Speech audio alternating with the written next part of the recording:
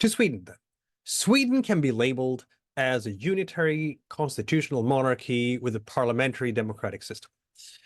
Let's go over the steps in the steering chain relating to the legislature, beginning with the electoral system.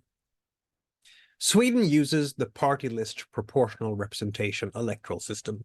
In this system, every voting district sends several representatives to parliament, called riksdagen, unlike in first past the post, where only one person is elected per district. The seats are allocated based on the proportion of votes each political party gets in the district. Thus, if a district has 10 seats available and party A gets 30% of the votes in that district, party B gets 20%, and party C gets 10% of the votes, then party A would get 3 of the available seats, if the available seats are numbered 10. Party B would get 2, and Party C would get 1. Parties that get below 4% of the votes nationally do not get any seats at all, to limit the number of parties in parliament. None of the other countries that we have surveyed on this channel has this electoral system. Since this is a proportional electoral system, it's almost impossible for a single party to gain the majority of seats in parliament, which also means that while two parties have dominated electoral politics since the introduction of democracy, the country has a multi-party system. Like in any parliamentary system, the government of Sweden is appointed by parliament and needs to retain the confidence of parliament. But unlike many other parliamentary systems, Sweden mostly had single-party minority governments seeking support for its policies in parliament, and yet it has been fairly stable, with few situations where a government has been brought down by a non-confidence vote, despite its multi-party nature. Historically, there have been two reasons for this. Firstly, in Sweden, losing a vote in parliament is not enough for a government to fall.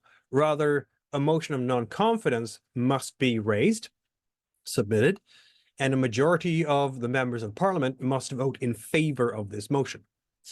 If a majority of members abstain on such a vote, then the government remains in office. That makes it relatively difficult to bring down a government using the non-confidence tool.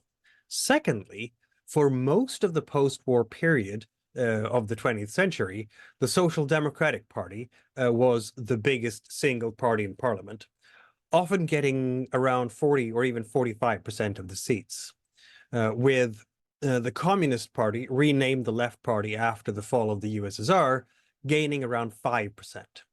The Social Democrats knew that the Communist Party would not bring down a Social Democratic Party, since that meant a great risk of a center-right government replacing it.